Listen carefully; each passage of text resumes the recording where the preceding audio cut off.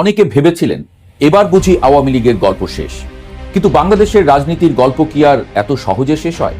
এখানে শেষ মানেই আর একটা শুরুর ভূমিকা মাত্র।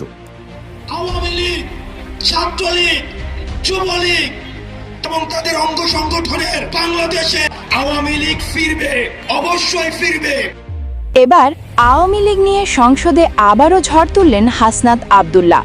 আওয়ামী লীগ নিয়ে তার এমন বক্তব্যে স্তব্ধ হয়ে পড়ে পুরো সংসদ। বেশ কিছুদিন আগে জনরায়ের মতামতকে উপেক্ষা করে সংসদে আওয়ামী লীগ নিষিদ্ধের বিতর্কিত একটি অবৈধ বিল পাশ করে বিএনপি। এরপর থেকে বিএনপিকে নিয়ে তৈরি হয় বেশ সমালোচনা। কিভাবে সংবিধানের বাইরে গিয়ে বিএনপি এমন আত্মঘাতী সিদ্ধান্ত নিয়েছে? এরপর থেকে আওয়ামী লীগ নিষিদ্ধ ইস্যুতে বেশ কিছুদিন ধরে এনসিপি প্রতিবাদ করে আসছিল। এবার সংসদে আওয়ামী লীগ নিয়ে ঝড় তুললেন হাসনাত আব্দুল্লাহ।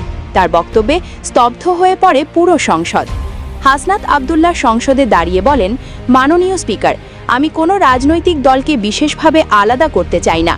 আজ আপনারা বড় একটি সমর্থন পাওয়া রাজনৈতিক দল আওয়ামী লীগকে এই সংসদে মানুষের মতামতের বাইরে গিয়ে অবৈধভাবে সংসদে নিষিদ্ধ করেছেন।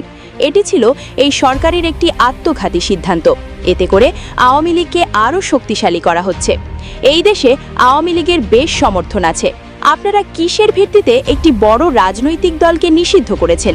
এটি সিদ্ধান্ত নেবে জনগণ। জনগণই ব্যালটের মাধ্যমে জবাব দিত। তাহলে কি জনগণের রায়ের উপরে আপনাদের আস্থা নেই?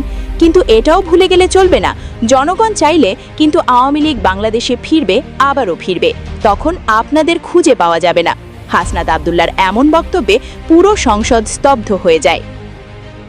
আওয়ামী লীগ, ছাত্রলীগ, যুবলীগ এবং তাদের অঙ্গ সংগঠনের বাংলাদেশে আওয়ামী লীগ ফিরবে, অবশ্যই ফিরবে।